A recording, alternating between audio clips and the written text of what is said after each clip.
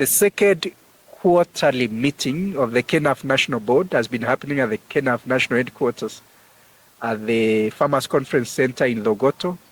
And we are happy that some of the things that we requested or we put forth have been adopted into the finance bill because that is going to support agricultural development in this country. We realize that technical advisory services, farmers continue to suffer in this country because they are not receiving the extension services the way they should. A lot of farmers are running their enterprises using outdated knowledge, using practices that maybe could be better, using agricultural practices that are not optimal. Now we've decided as a federation, while this is something that we'll be doing, we want to do more. So we want to position ourselves as an organization that offers value chain-based technical advisory services to our members, the farmers of Kenya.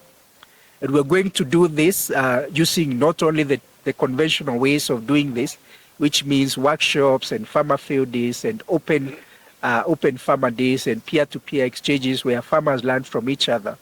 But we are going to leverage ICT tools, because there are many ICT tools that can be leveraged from USSD code, which is a very old technology, but very accessible by many farmers, to short videos online through what we'll be calling Farmers Organization Video Library, which will be open for anyone with an internet connection. You can go there and look at maybe how to take care of your cow, how to take care of your coffee, how to take care of the quality of the health of your soil, how to take care of the environment, and many other things.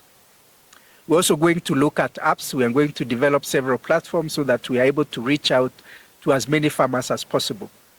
As we do this, obviously, we know that we cannot accomplish this by ourselves as the Kenya National Farmers Federation. So we are calling upon many other partners, including the government, both at the national level and at the county level, of course, because agriculture is devolved. We are going to work a lot with county governments, but we're really going to ensure that farmers get appropriate advisory services that are informed by the enterprises they are practicing. So if it is maize, we'll bring you knowledge, innovations and management practices around maize so that you can produce better. If it is coffee, you do the same thing. If it is dairy, we'll do the same thing. So in the coming days, we'll be calling upon different partners who are in this space to work with us to ensure that we leverage all these available tools, ICT tools, including artificial intelligence, because we realize there are farmers around the world, including South Africa and Botswana, Lesotho, where farmers are using artificial intelligence to offer, to learn on how best to produce, to enhance production and productivity. And we think a country like Kenya, which is world-renowned in digital applications, should really not lag behind. In recent years, the widespread misuse of highly hazardous chemicals has posed significant risks to the safety and quality of food consumed by Kenyan households. Chemicals such as dimethoate, mancozeb, and glyphosate-based products have often been applied improperly to staple and horticultural crops, such that these practices not only leave harmful chemical residues in food, but also degrade soil health, pollute water resources, and endanger beneficial pollinators that are vital to Kenya's food systems. KENAFF applauds the government's recent decision to ban, restrict, and withdraw the most dangerous pesticides. That marks an important step in aligning Kenya's agricultural practices with international safety standards and protecting consumers from long-term health impacts associated with unsafe chemical residues. KENAFF fully supports the government's decision to phase out pesticides that compromise food safety and ecosystem health. The Federation is especially concerned about the continued misuse of chemicals on crops for which they are neither registered nor safe. For example, some of these chemicals like dimethoate is now restricted to use as termiticide and has been sprayed on fruits and vegetables, while others like imidacloprid, a neonicotinoid highly toxic to bees, is still is applied in open fields. Such misuse leads to pesticide residues that frequently exceed international food safety, jeopardizing both domestic food security and Kenya's agricultural exports.